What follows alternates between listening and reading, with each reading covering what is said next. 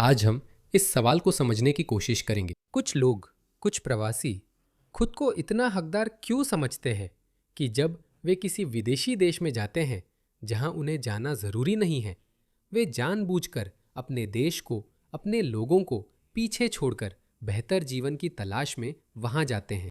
वे दूसरे देश जाकर वहां के लोगों से अपनी आदतें बदलने की मांग करते हैं ताकि खुद को वहां स्वीकार्य महसूस कर सके।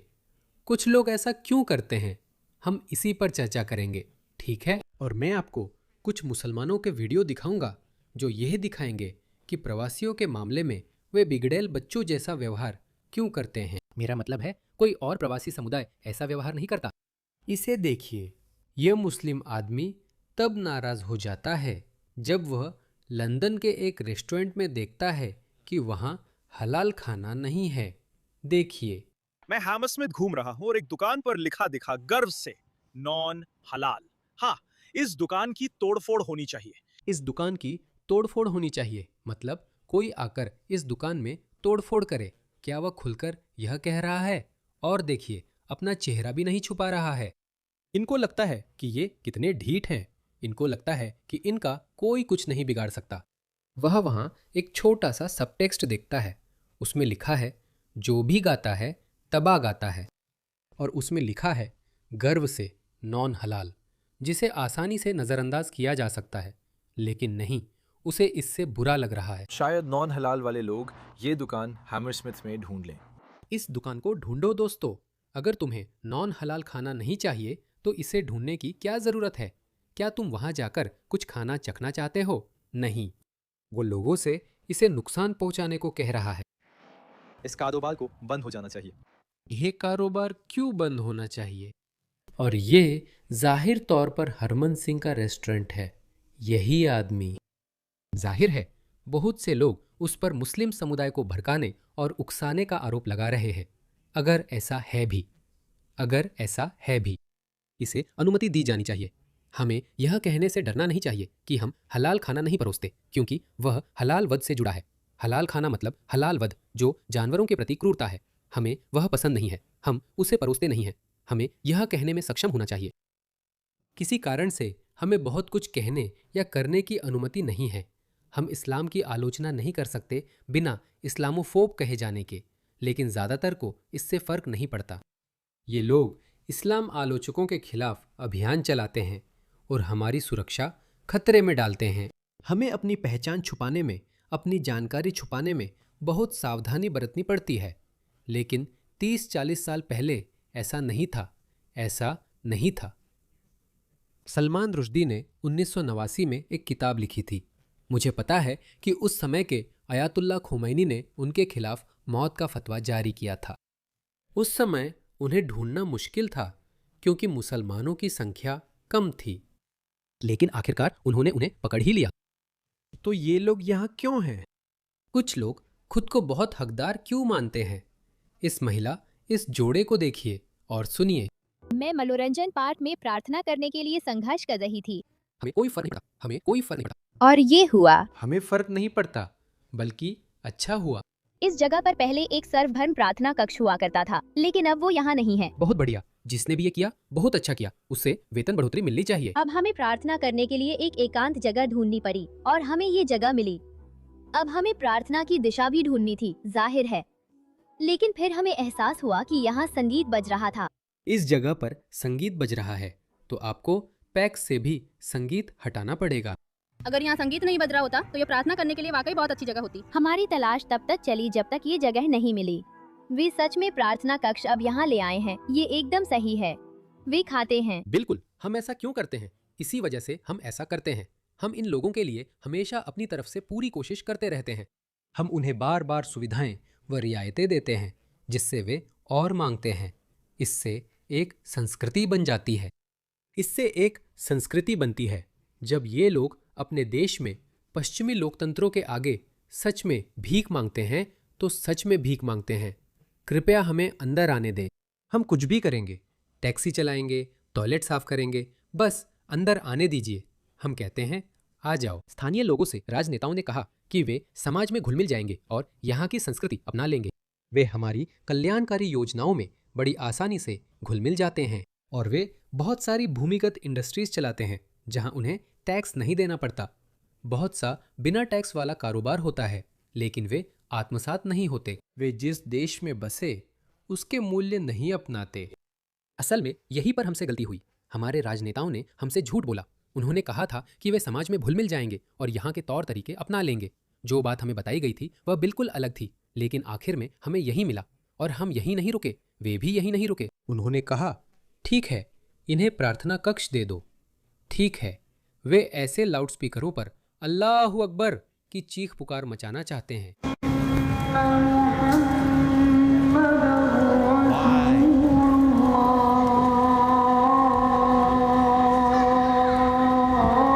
हम इसकी अनुमति क्यों देते हैं? सोचिए, उस इलाके में रहने वाले सभी लोग। मुझे पता है कि यह ईस्ट लंदन है। मुझे लगता है कि उनमें से 60-70% बंगाली है, लेकिन वहां रहने वाले अन्य गैर मुस्लिमों का क्या? उनका क्या? मैं यह सुनना नहीं चाहता। लेकिन हमारे दयनीय राजनेता लगातार वे बस उनके सामने समर्पण करते रहते हैं। देखिए, हेलो, ये कनाडा है। ये कनाडा है। टोरंटो में 100 से ज्यादा मस्जिदें हैं। फिर भी उन्होंने सड़क के बीच नमाज पढ़ी, जिससे आने जाने वाले लोग और एम्बुलेंस व फायर ट्रक जैसी जरूरी सेवाएं रुक गई। क्यों? हम उन्हें सुरक्षा भी दे रहे हैं। क्यों? वे ऐसा क्यों करते हैं? हम ऐसा क्यों करते हैं? वे ऐसा क्यों करते हैं? इसका जवाब अंत में दूंगा, पर हम इसकी अनुमति क्यों देते हैं? क्यों? इसे देखिए। आज मुसलमानों के एक समूह ने रक्षा मंत्रालय के पास इराक और अफगानिस्तान स्मारक के सामने नमाज अदा की। वे संदेश दे रहे हैं, क्योंकि यूके अमेरिका के आतंक के खिलाफ युद्ध और इराक के खिलाफ युद्ध में शामिल था। ये यूके नहीं, बल्कि अपने मुस्लिम भाइयों के प्रति वफादार है, चाहे वे इराक, अफगानिस्तान या मुस्लिम जगत में हों। हाँ, ये इजराइल फिलिस्तीन युद्ध के बाद देखा है। इसे देखिए। मैं पहले भी कह चुका हूं, सार्वजनिक जगह नमाज पढ़ना एक राजनीतिक और सामाजिक बयान है। ये वर्चस्व दिखाने का तरीका है। हम यहाँ हैं, रोक सकते हो तो रोक लो। कोई भी जो इस्लामवाद को समझता है जैसे मैं समझता हूँ, और मैं आपको बहुत समय से बता रहा हूँ, यही वजह है कि निक टिमोथी, जो वेस्ट सफोक के कंजर्वेटिव सांसद हैं, जानते हैं कि वो किस बारे में बात कर रहे हैं। समझता है कि सार्वजनिक स्थानों पर वर्चस्व स्थापित करना उनकी कार्यशैली का हिस्सा है। ऐसा इसलिए किया जाता है ताकि इस्लामिस्ट दिखा सके कि यहाँ किसका दबदबा है, और यह उनके लिए एक बेहतरीन भर्ती का मौका बन जाता है। कई उलझन में पड़े मुस्लिम किशोर ये सब देखकर टॉमी रॉबिन्सन को देखकर कहते हैं, ये हम पर हमला है, जबकि यह उन पर व्यक्तिगत रूप से हमला नहीं है, यह उनकी संस्कृति पर हमला है। लोग अपनी प्राकृतिक, पैतृक, सांस्कृतिक पहचान से अधिक जुड़ाव महसूस करते हैं। इसलिए कई लोग कहते हैं कि बहुसांस्कृतिकता सफल नहीं होती। चाहे जैसे भी हो, चाहे आप कोई भी हो, आप उन्हें यहाँ ले आएं। वे हमेशा अपने घर और पैतृक संस्कृति के प्रति वफादार रहेंगे। केवल श्वेत लोगों को ही ऐसा करने की अनुमति नहीं है, लेकिन अब और नहीं, ये बदल रहा है। वे ऐसा करते हैं ताकि मुसलमानों और जनता को दिखा सके कि अधिकारी उनकी इच्छा मानेंगे। यहाँ प्रार्थना की जरूरत नहीं है। यह फैसला जानबूझकर और प्रतीकात्मक है, जो स्वागत योग्य नहीं। हमारे देश में धार्मिक स्वतंत्रता है, लेकिन इसी कारण मस्जिदें नहीं हैं। हम मुस्लिम देश नहीं हैं। यह अस्वीकार्य है और इसे रोकना चाहिए। हमें ऐसे लोगों को देश से निकालना चाहिए, क्योंकि जैसा कि मैंने अक्सर कहा है कि वे वहीं नहीं रुकते। क्या हुआ? आपने उन्हें हलाल तरीके से जानवर काटने की अनुमति दे दी।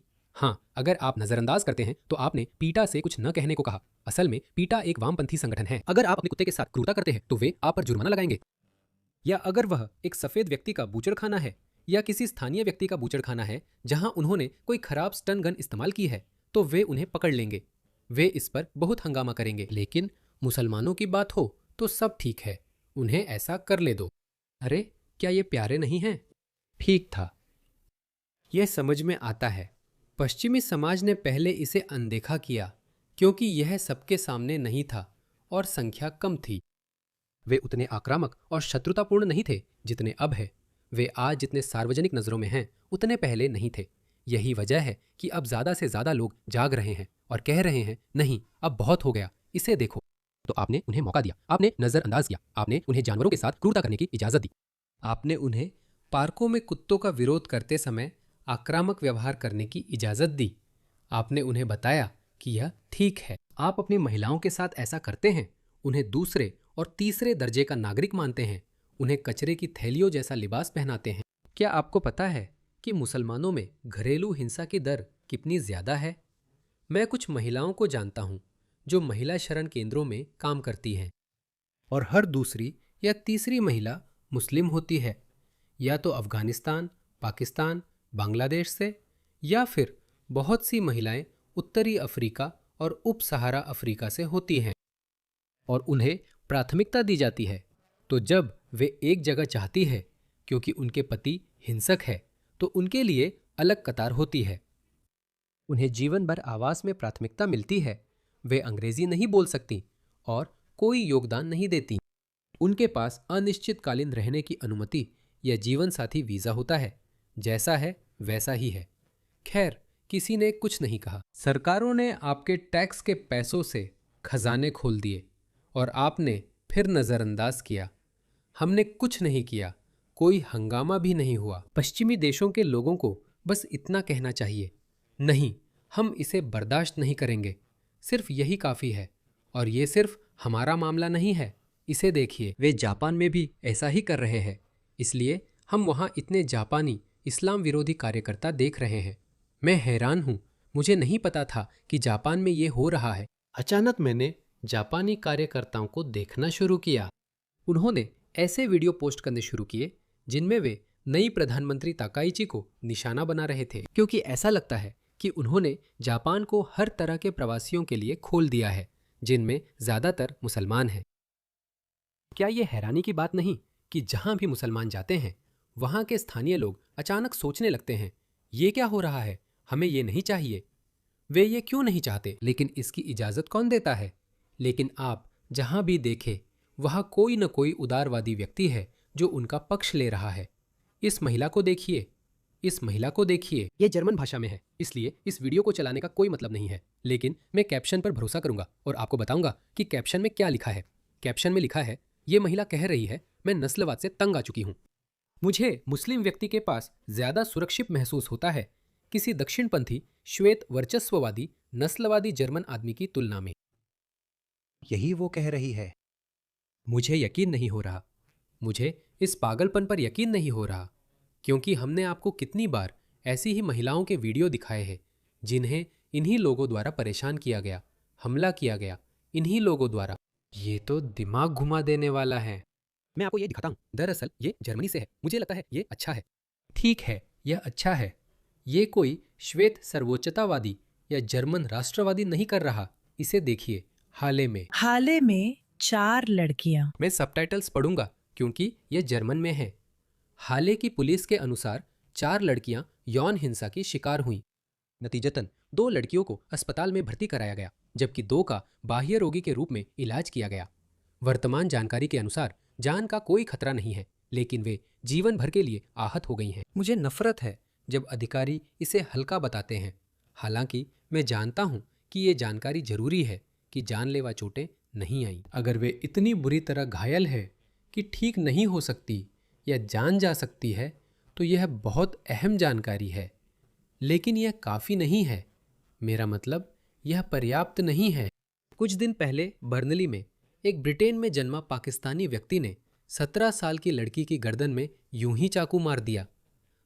पुलिस ने कहा कि जिंदगी बदल देने वाली चोटें नहीं आई। मैं सोच रहा था, माफ कीजिए, क्या फर्क पड़ता है? शायद थोड़ा फर्क तो पड़ता है, लेकिन बेहतर कहना सही शब्द नहीं है। शायद ये जरा कम बुरा बनाता है। हमेशा के लिए अपाहिज होने या हमेशा के लिए मर जाने से थोड़ा कम बुरा। और ध्यान रहे, लड़कियों को ऐसी चीजें दी गईं जो होश पर असर डालती हैं, जैसे डेट रेप ड्रग्स। ये घटना कथित तौर पर हॉल हली, होवाली के दक्षिण में एक अपार्टमेंट बिल्डिंग के एक अपार्टमेंट में हुई थी। पुलिस ने 4 संदिग्ध नाबालिगों की पहचान की है, जिनकी उम्र 13 से 16 साल है। ये सब हम पश्चिम और ऑस्ट्रेलिया में देख रहे हैं। मध्य पूर्व के संगठित गिरोह मेलबर्न में night club, pub, strip club और वेश्यालयों पर शरिया छापे मार रहे हैं। और वे किसका इस्तेमाल कर रहे हैं? 13 से 15 साल के अफ्रीकी बच्चों का इस्तेमाल, क्योंकि उन पर वयस्कों की तरह मुकदमा नहीं चल सकता और वे लंबी सजा से बच जाते हैं। मैं कहता हूं, हमारे और पश्चिमी कानून इस समस्या के लिए नहीं बने हैं। ये लोग मिलकर समाज की सहानुभूति कम कर रहे हैं। अपनी सहानुभूति कम करनी होगी।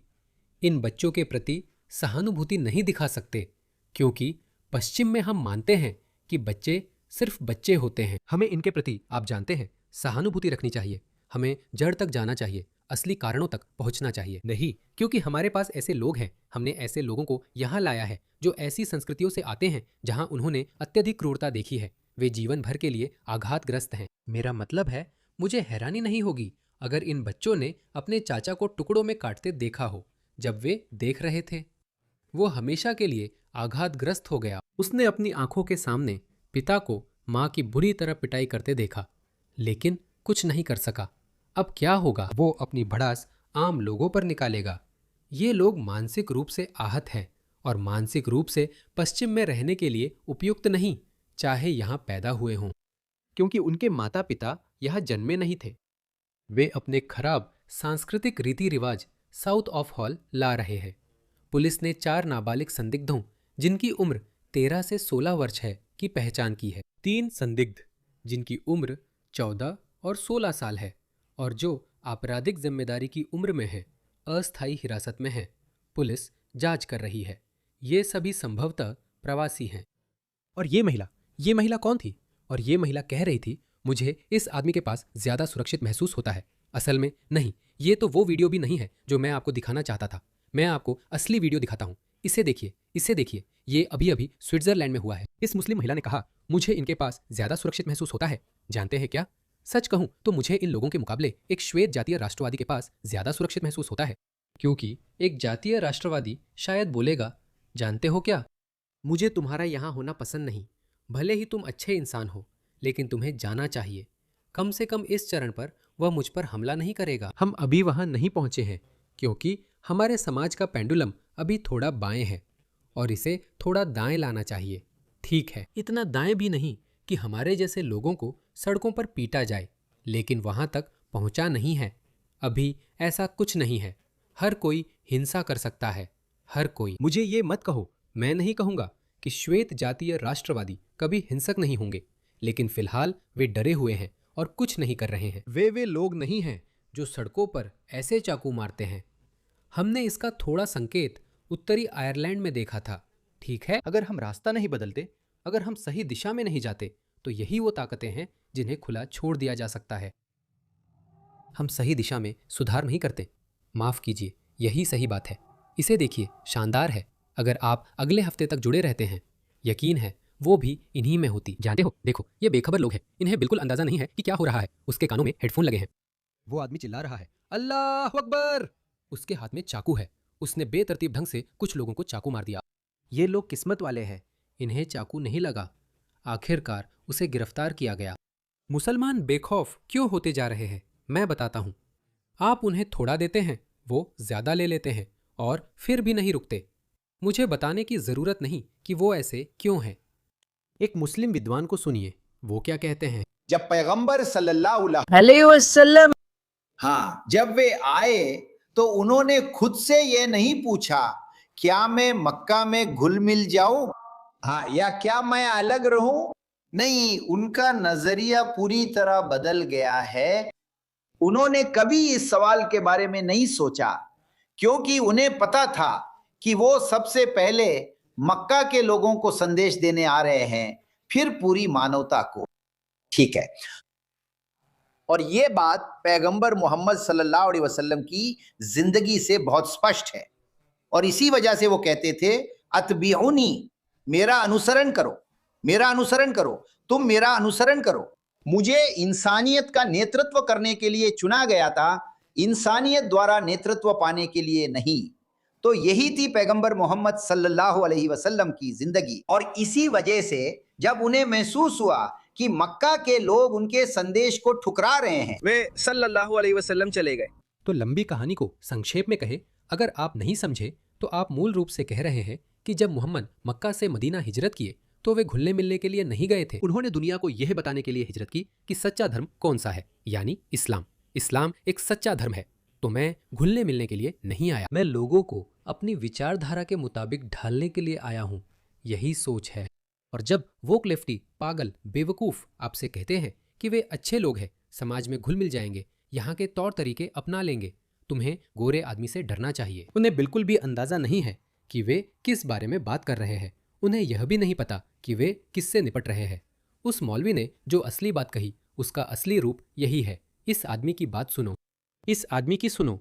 वह 3 साल से जर्मनी में है और कहता है कि उसे सबसे नफरत है। जर्मनी काफिरों का देश है, पर उसे फर्क नहीं पड़ता। उसे शरणार्थी के रूप में स्वीकार किया गया। एक मुसलमान जो मुझे स्वीकार नहीं करता, वह उस गैर मुसलमान से लाख गुना बेहतर है जो मुझे स्वीकार करता है, मुझ पर दया करता है, जो कहता है ठीक है, लो तुम्हारे लिए मुफ्त घर है, तुम्हारे लिए कुछ जेब खर्च है। हम अपने ही लोगों को सजा देंगे सिर्फ इसलिए ताकि हम तुम्हारे साथ अच्छा व्यवहार कर सके, ताकि तुम देख सको, तुम हमें अच्छे लोग मान सको। ये सब करने के बाद भी वे अब भी तुमसे नफरत करते हैं। क्या आप जर्मनी में सहज है? नहीं, आप तो सहज हैं। आप सहज क्यों हैं? क्योंकि मैं सहज हूँ। जर्मन करदाता उसकी आवास, कपड़े, खाना सबका खर्च उठा रहे हैं और ये सब मूल जर्मनों की कीमत पर हो रहा है।